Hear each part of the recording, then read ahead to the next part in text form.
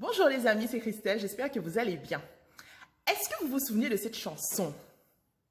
Hypocrite sans paquet, sa méchant, sa jaloux, ça fait mon ouvrage. Hypocrite sans paquet, yo tout pas tout. Eh oui, mesdames et messieurs, yo tout pas tout, et ce n'est même pas moi qui le dis. Alors, est-ce que c'est vrai que nous sommes des hypocrites? Il y a quelques mois, sur les réseaux sociaux, un journaliste de Guadeloupe Première a fait circuler un message vocal disant qu'à l'approche des élections, eh bien, la population guadeloupéenne souffrait de deux maladies. La première était la schizophrénie et la seconde était l'amnésie. Alors moi, pour ma part, je ne pense pas que nous sommes des schizophrènes, sinon, bien évidemment, nous serions tous internés au centre hospitalier de Monterrand, et nous n'y sommes pas. Deuxièmement, je ne pense pas non plus que nous sommes amnésiques, étant donné qu'on ne peut pas être amnésique, on est beaucoup trop rancunier pour ça. Il faut bien se souvenir de ce pourquoi on a des ressentiments vis-à-vis des uns ou des autres, et donc ça veut dire qu'on a une très bonne mémoire. Alors, du coup, qu'est-ce qui nous touche? Quel est ce mal qui touche la population guadeloupéenne à l'approche des élections? Et pas que les élections municipales, mais toutes les élections. Eh bien, pour moi, je pense que c'est juste un peu d'hypocrisie. Oui, c'est de l'hypocrisie de se dire que pendant des semaines, pendant des mois et jusqu'à la veille, voire même jusqu'au matin même des élections, eh bien que l'on critique, que l'on méprise, que l'on traîne dans la boue le nom de nos élus et que par la suite, eh bien tout naturellement, on va au bureau et on vote pour la même personne qu'on a pris tant de temps, pour laquelle on a investi tant d'énergie à la critiquer. C'est une aberration. Donc du coup, s'il vous plaît, mesdames et messieurs, ouvrez les yeux. Vous voyez les élus que vous avez dans votre ville, choisissez.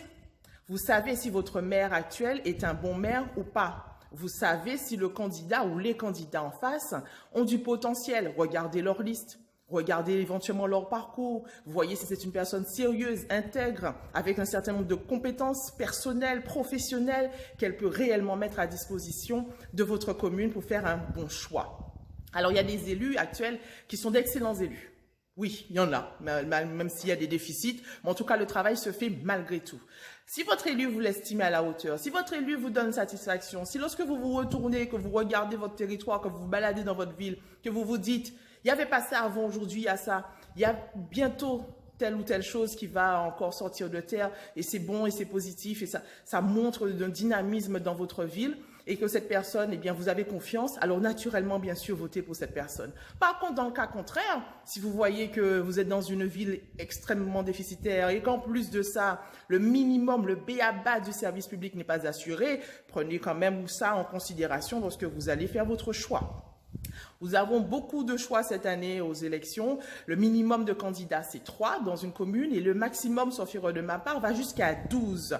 Donc, on ne peut pas dire que la démocratie ne fonctionne pas. On ne peut pas dire eh bien, qu'il fallait choisir entre deux, entre la peste et le choléra et qu'on a choisi la maladie la moins douloureuse. Non, on ne pourra pas se cacher derrière ça. À partir de cette année 2020, pour ma part, et je parle à titre personnel, je ne vais pas pouvoir considérer malheureusement les Guadeloupéens qui auront réengagé une confiance auprès d'un élu qui est manifestement pas à sa place, qui est manifestement pas en compétence de faire le travail pour lequel il a demandé les votes, comme des victimes de ces élus. Non, vous allez vraiment être considérés comme des complices de ces élus, parce que si vous avez du choix, vous avez la possibilité de faire autrement, et que malgré tout, vous voulez rester dans la merde dans laquelle vous êtes, eh bien, ça veut dire que cette merde vous convient très bien, et dans ce cas-là, il va falloir arrêter de vous plaindre. Je ne peux pas faire cette vidéo sans, bien évidemment, laisser un petit mot pour les personnes qui ne sont pas inscrites sur les listes électorales. Alors, il y en a comme ça, effectivement, qui parlent beaucoup, surtout sur les réseaux sociaux, qui critiquent, qui envoient de la boue, mais à tout va. Mais par contre, lorsque vous creusez un peu, que vous leur posez la question, mais dis-moi, tu votes, toi? Ben non, je vote pas. J'aime pas ce système corrompu. Ben, il ne pourra pas changer le système, hein. Bien évidemment, il faut 2 choses pour qu'un système puisse changer. De nouveaux candidats et des gens qui votent. Là, on a des nouveaux candidats, beaucoup de nouveaux candidats. Il faut bien évidemment que vous preniez votre responsabilité et que vous votiez. Donc, si vous n'êtes pas capable de donner votre voix dans un bureau de vote, par pitié, ne donnez pas votre voix sur les réseaux sociaux parce qu'on n'aura que faire de vous écouter, vous lamenter, alors que vous aviez le pouvoir entre vos mains de faire changer les choses et que vous avez préféré laisser les autres décider à votre place.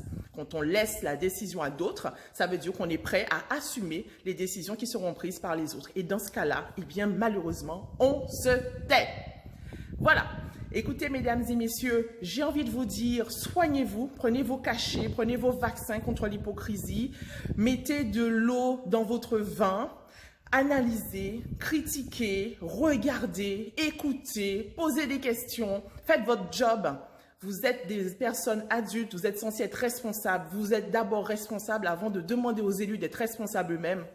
Les élus que nous avons sont les élus que nous méritons. Les élus que nous avons sont les élus qui ressemblent à ceux et celles qui ont voté pour eux. Donc, si vous êtes une personne responsable, choisissez une personne qui est également responsable. J'aimerais bien qu'on puisse arrêter de descendre dans les rues pour pouvoir demander aux élus de faire leur travail. Et pour cette raison, il faut bien évidemment, en amont, avec un peu de cran, prendre des décisions qui sont parfois difficiles, mais qui peuvent nous aboutir à de bons résultats. Je vous remercie d'avoir écouté cette vidéo. Je vous dis à bientôt. Je vous embrasse.